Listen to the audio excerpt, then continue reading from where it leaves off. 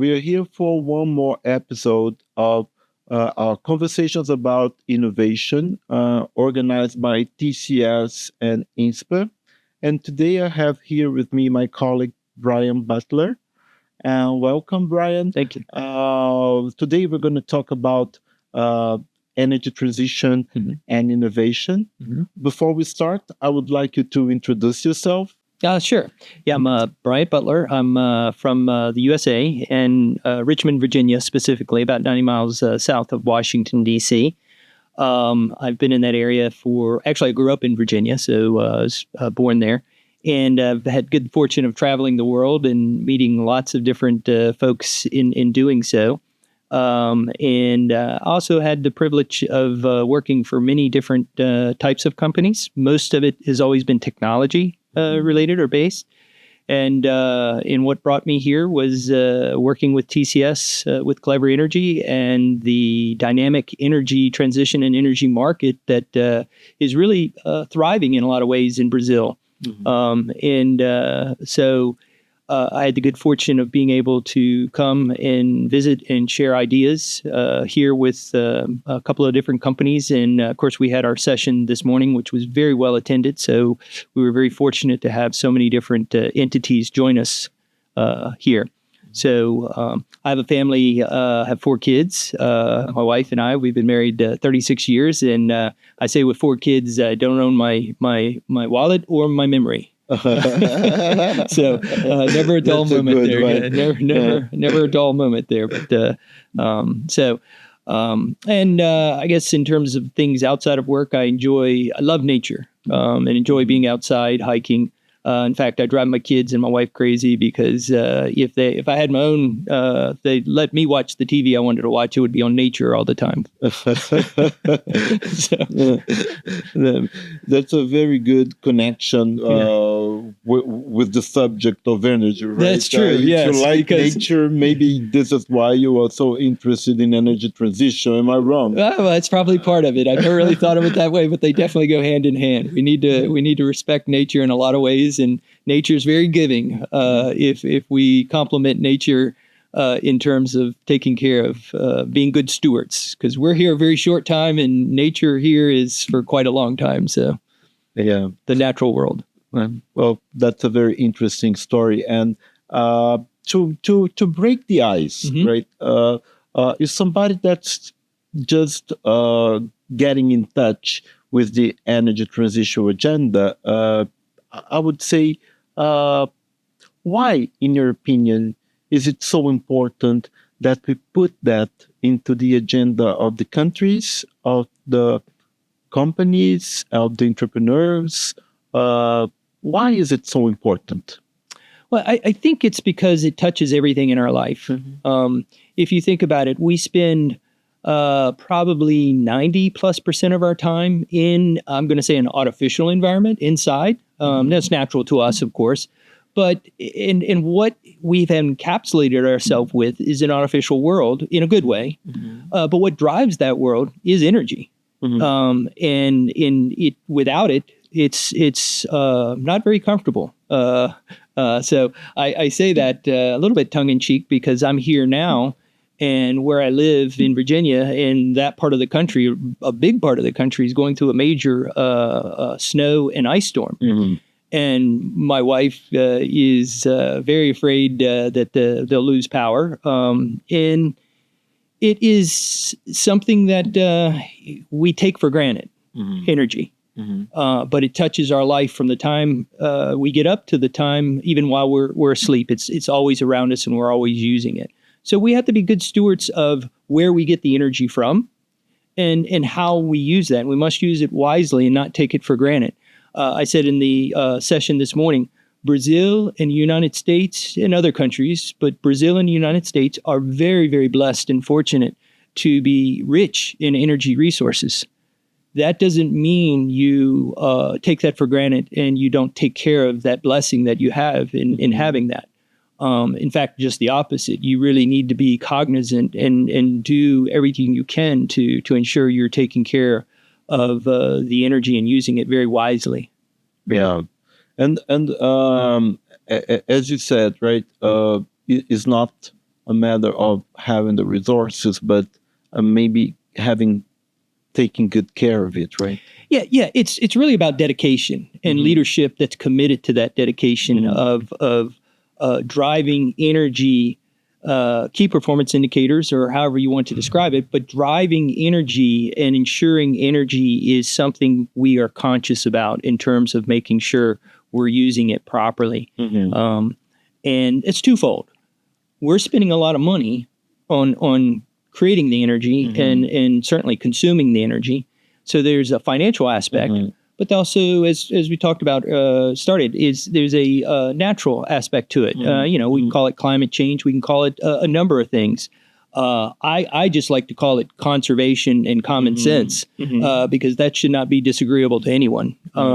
And sometimes we let words get in the way in terms of politics and things. So really, it should not be anything controversial about wanting to save and conserve energy in many different forms. Definitely, yeah. And also, when we talk about climate change, it's happening, right? This last week there was the snow in your country. There was high tides in Italy, and there was fire in Chile. So something is a little bit out of order. What is nice about Mother Earth is she is very dynamic. And it's constantly evolving and changing. And we have a responsibility to understand how we are affecting that.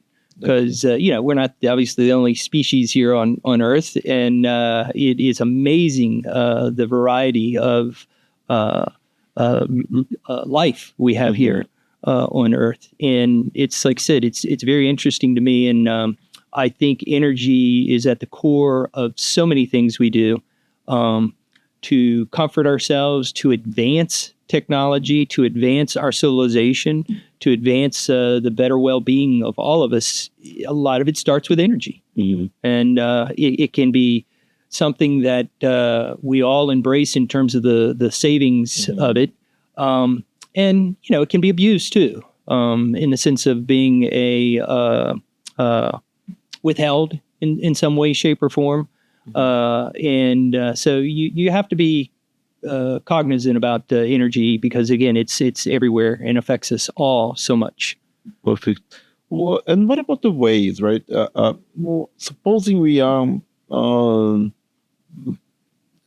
thinking of the energy transition as a vector for innovation, and innovation would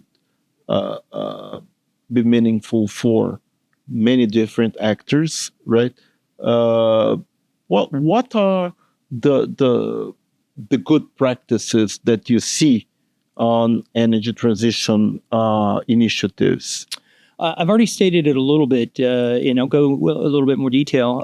But it's really having people that are in leadership roles, and you don't have to be in a high level leadership role. Leadership role is someone who just frankly can turn off the light when it doesn't need to be on.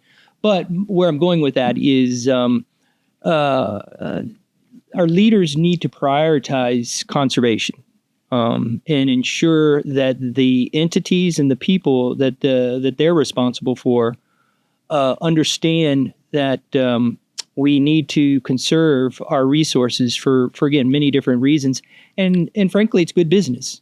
Financially, it is amazing how much can be saved in terms of adding dollars from an OPEX perspective, for example, to the bottom line of a company. And that's money that if you're not conserving, it literally is walking out the door in, you might not even realize it, but that's not going to ever come back. When you use that energy and spend money on that energy, it's gone.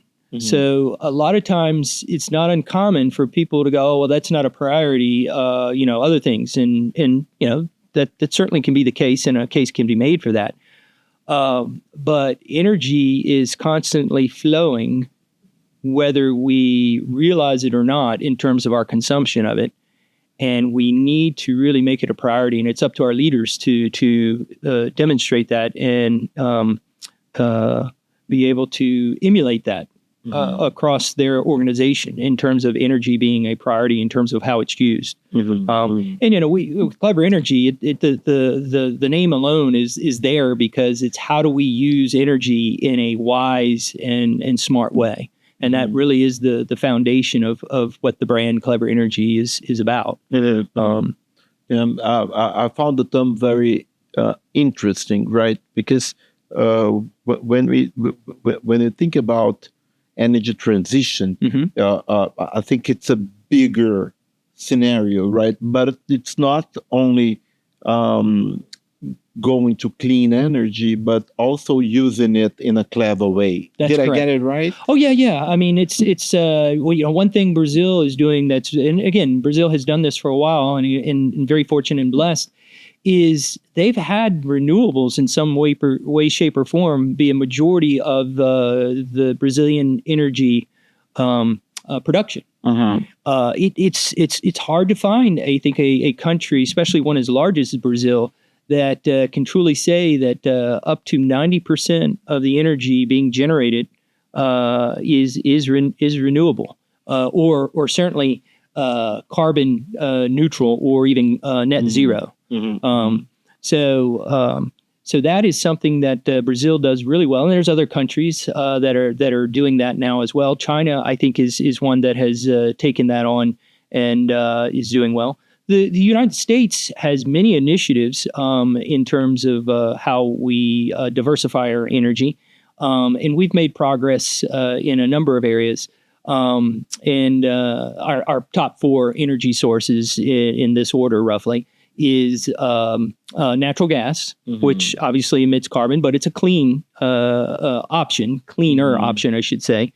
And then nuclear and wind and solar are about the same at 18%. And then coal comes in at 17%. Those are the top 4. And so we certainly are doing a better job we're it's not a matter of getting rid of coal 100%, but using it in a way that is not.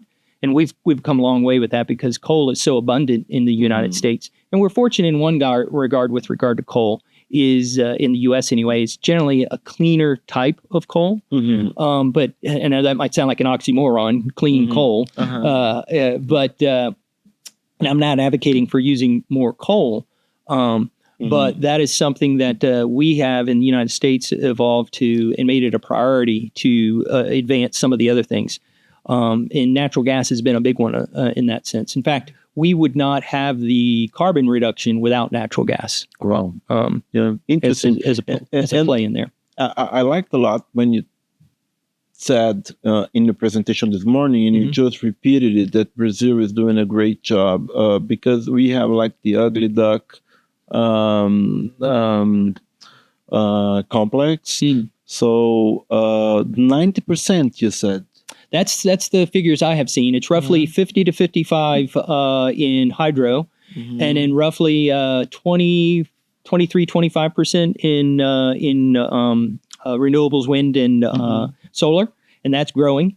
And then the other two in terms of the top 4 is natural gas and bio. They're roughly about 8 to 9% each. And biomass is another area that Brazil leads the world in terms of generating that. For example, the U.S. generates biomass, and it's roughly 1%, maybe 0.5 to 1%, roughly, in the figures that I've seen. So Brazil, if you look at their top 4, on the low end is natural gas, but everything else is biomass is not exactly carbon neutral, but you're taking something that's going to break down anyway and using it in a way to generate energy, as opposed to not using it and letting it naturally break down, and it's going to generate methane and other things in that sense when it breaks down organic material. That just naturally happens. So that's really interesting. And moving back to the clever energy concept, which I found very interesting, by the way, how can it help companies to go after their OKRs of sustainability, by adapting strategies to the clever energy agenda that you mentioned, right? I think where we have placed a fair amount of emphasis, and certainly a strong emphasis, is getting started. Mm-hmm. That sometimes that's the hardest thing to do, is to get started and where to get started. Mm-hmm. And for us, it and this is probably an overused term, but it does start with the data, and where is that data being generated from, and what data do we need to get, because what data generates is awareness to begin with. Mm-hmm. And then we can turn that data into very, very empowering information. And that's really a key part of what clever energy is. One of the statements I made earlier, if there's a mantra that we have, so to speak, and this is not official, but it certainly is in line with what we believe strongly in terms of the fit for clever energy, is, the cleanest and most economical energy that you can ever have is the energy you don't use. And that really is what we try to achieve and do achieve with clever energy, is looking for areas. And it can be very small. It can, I say small, it can be a small variable or a small aspect to a production or a facility. But if you multiply those small instances of energy waste over the entire enterprise of large organizations, it becomes big. It's the snowball effect, so to speak, from that standpoint. Yeah. And it can be very financially advantageous to the company to do this. So the entities can almost do it for a selfish reason, and that's the financial bottom line. And that's there, and it has to be there in terms of a healthy financial bottom line. But it is so aligned with the reduction of waste and saving financial means. I'm biased, but it's almost a no-brainer to me. Now, again, there's a number of things that are perceived as barriers, and I'm not trivializing them. They are. And some of that is where to get started. And then also, at times, there can be a financial investment needed up front in terms of potential CapEx. Although our approach, we try to limit that, and we meet our customers where they are in their journey, and we look at what is there now and what can we do with that in terms of data and in the analysis and artificial intelligence, machine learning, and the modeling that we do. So we like to start and meet the customer where they are, and then build from there. I saw a few solutions on startup prizes that I participated with that are very based on the principle that you just mentioned, that is how can you not spend the energy, right? If you do not use the energy, this is the cleanest, right? And there's a lot of opportunities that go for startups that maybe can help companies and bring solutions to the market that would be helping clever energy initiatives, right? And what would be your advice for any entrepreneur that would be interested in entering this arena? Yeah, and I've had the good fortune of working for very large companies as well as startups. And in our earlier conversation, we were talking, and some of those startups did not succeed, and others did. And I like to think I learned, or we, the folks and my colleagues that were involved, learned as much from the setbacks and failure of some of the startups as I did learn in terms of the ones that did succeed. And when I say succeed, went on to, in the cases that I'm referring to be acquired. And continue their presence in terms of what they created in the market. But I'm going to go back even more fundamental, and it's really true for, I think, any startup, not just in the energy transition or energy sector.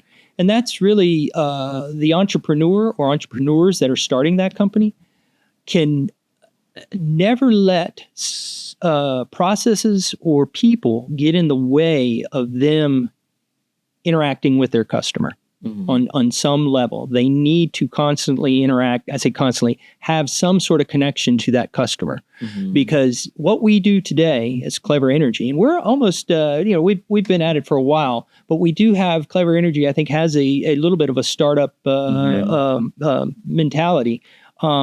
And what I mean by that is you learn so much from engaging with the customer. And, people will often think, okay, you're the energy expert or whatever you want to call consultant.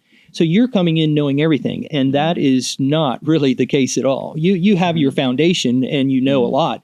But what you can learn by engaging with the customer and listening and understanding where they're at, a lot of the fundamental principles are going to be the same between customer A and customer B in terms of how energy should be managed, but their actual use of energy could be very, very different, and their needs could and are very, very different. So we have to understand that and not take for granted that we're walking in with the bulk of the answers. We have a lot of them, or else we wouldn't be a strong resource like we are.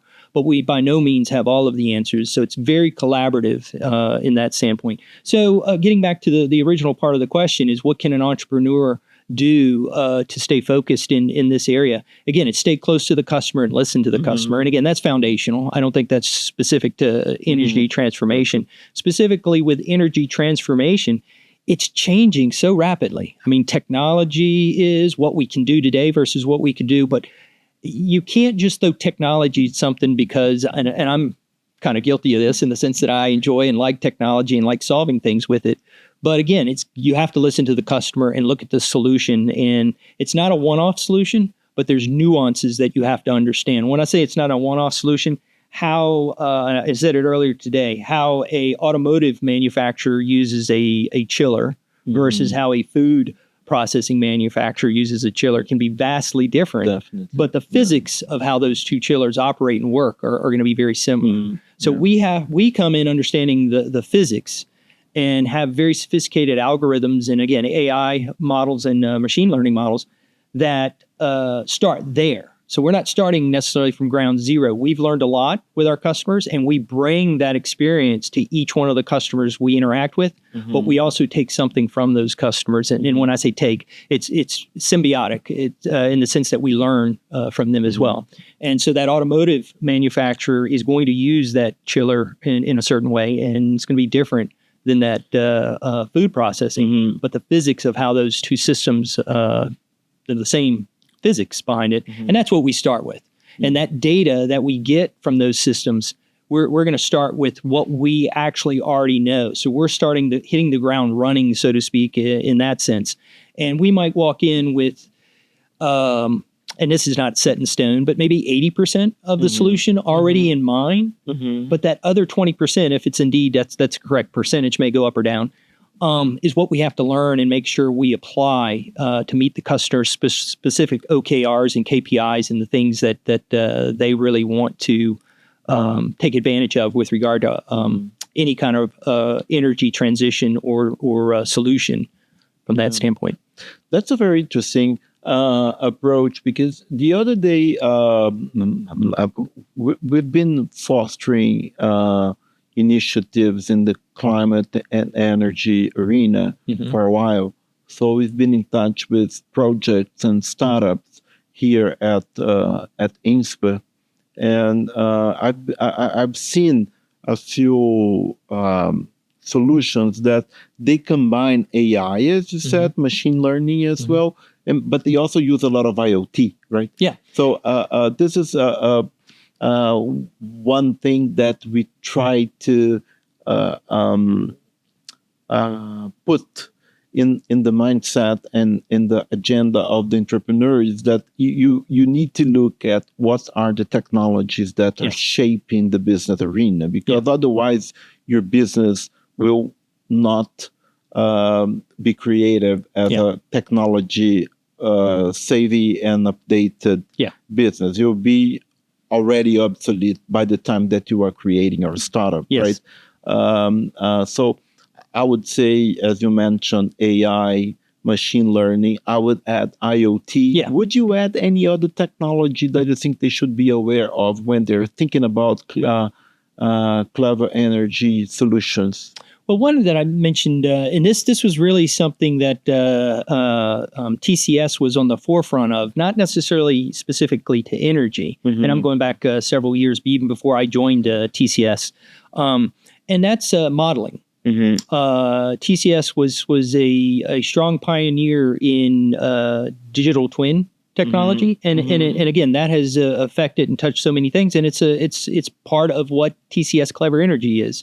So modeling is something that certainly is it's almost maybe a three-legged stool, in the sense that you have AI, machine learning, you have IoT or IIoT, industrial IoT, and then you have modeling, and all three of those come together to create a solution that, without each one of those, then that solution is going to be less than or lacking in its potential overall, what it can achieve.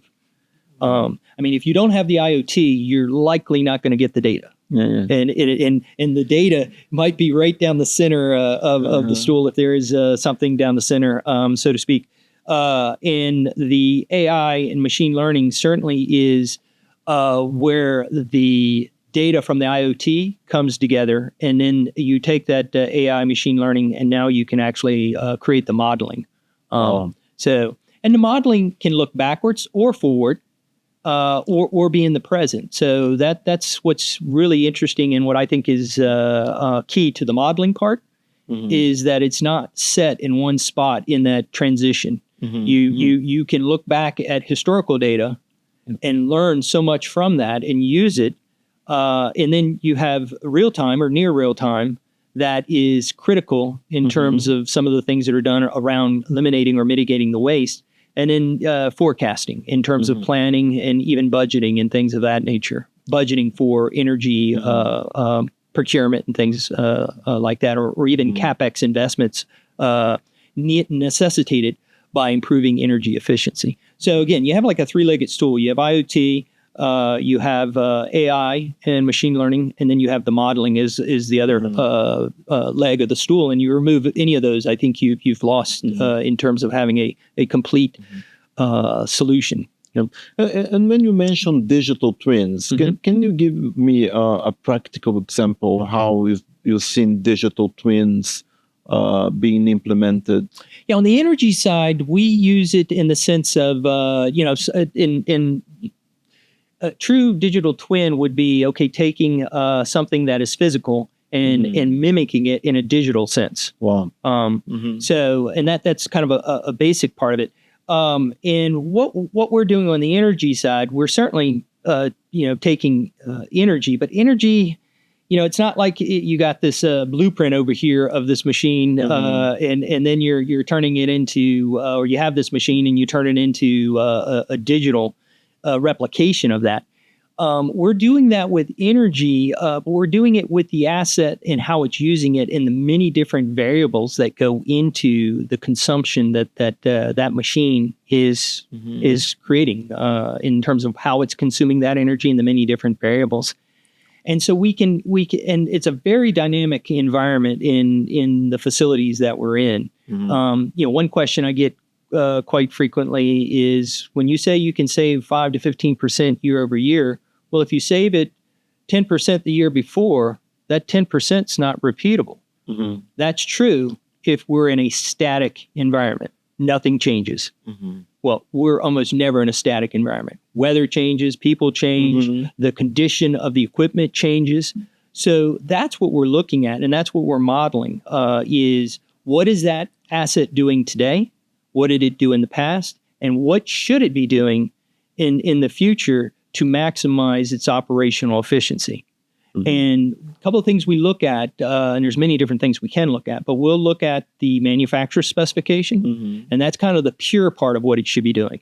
That's the engineering part. If everything is working properly and all the variables are known, so to speak, which is rarely the case, and then that's what that asset should be doing at any given period of time. So there's the engineering and the testing that the manufacturer has done for that asset. Then there's the standard operating procedure that the customer, how they use it, when they use it, how often they use it. And that's a factor. And then you take the many different environmental factors, people, weather, how well it's been maintained or not maintained. You could have the same piece of equipment coming off the production line, and in specification-wise, it's identical. But from the time it comes off that production line to the time it actually gets installed in a facility, whether it be production or in a commercial building, there's many, many things that can impact that's going to make that identical piece of equipment perform and act very differently. Wow. As simply as where is it on, if it's a rooftop unit, is it in an area that's predominantly sunny all day versus an area that maybe is 60% shade? Those two factors right there need to be taken into account, because that's going to impact how that piece of that asset actually performs and how it actually breaks down over time. Wow, that's a whole new world that can be used as a vector for innovation, right? Absolutely. And that's where the modeling comes in. And that's why the modeling is so important, because you can take those factors into account and create a simulation that's pretty close to what is actually happening regarding that asset's performance. It's one thing that is not uncommon is that when people will make budgets for CapEx in terms of capital equipment, is like, okay, which systems are the oldest? And that's very logical. Yeah. But it's not the complete story. Only by getting the data on a timely basis and in a regular basis are you going to be able to say definitively whether that statement is true or not. Yeah. Age is a factor. But the data really is going to tell you which system is the one that you should be prioritizing in terms of CapEx upgrades or replacements. Yeah, it's a combination, right? And you explained it so easily to understand, right? I hope so. I appreciate that. I'm not a person from the energy sector or either from technology. I know a little bit of both, but not an expert. And it was so clear. My last question for you, because we're coming to the end, is we know there is an opportunity. We know it's important to do it. We know there are technologies that will help us do it, right? And what are the challenges? Why don't we do it? What's stopping us, right, from doing it? I think some of it gets back to what we started out talking in how blessed Brazil, the United States, Canada. I'm going to throw in China because they've done a lot to help themselves, so to speak. I don't know that China fits into the category as those three countries as being energy rich, but they've done a lot of smart things, and from that standpoint, in relative to energy. And so it really starts with the idea that okay, we can do better, and the long-term commitment has to be there because it is a journey. And some companies or some entities are much better at it than others. There is an investment aspect because it's not free to get that data. But you do want to do it in a way that that data is not just used once, ideally. So because you can create so many different value touch points with data. And so that's what you really want to try to do, ideally in parallel, in sequence, in the sense that, hey, I can use this data for energy optimization and efficiency improvements.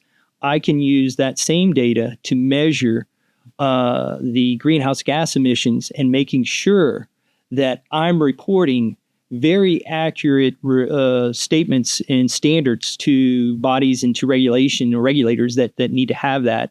And so that's another, with the same data, we can do that. And then also talked about it today, predictive and preventive maintenance.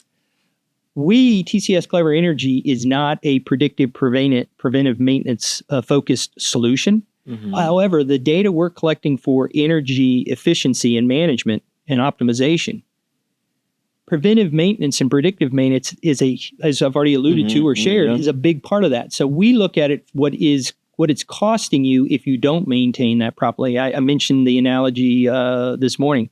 We drive a car, and if you never change the oil or do any maintenance on it, when you first bought the car, it might get 25 miles to the gallon, or I don't know what it would be in liters, but so apologize. But anyway, if you don't maintain it, it's going to drop to 22 or 20, and you think that's not a big deal, but over time, that's huge. Yeah. And the same thing is true with energy in terms of and the assets you have. So that predictive and preventive maintenance is a big part of it. So that's amazing. And so I would like to thank you for the conversation. It was very pleasant. Likewise. Yeah, enjoyed it. Thank you for accepting to participate. We'll be connecting our profiles on social networks. We'll leave that as a comment in the post when we release the videocast, so they can get in touch if they want to become more updating on the term, or if they want to go further on the conversation, right? So thank you. Yeah, because it's very much to your point. I should have mentioned this earlier. It's very much an ecosystem, and we all need to bring something to the table, or can bring something to the table, I should say. And it's not one entity that's going to really solve this, so to speak. And it's such a large challenge. It's going to continue to be there, and it's a matter of how we address it as a community and as an ecosystem. So, and I want to thank you for the time, and really enjoyed being here and being able to share this time with you. It was a pleasure. I hope we can do it again in the future. Yeah, let's plan to do that. Yeah. Thank you. Thank you.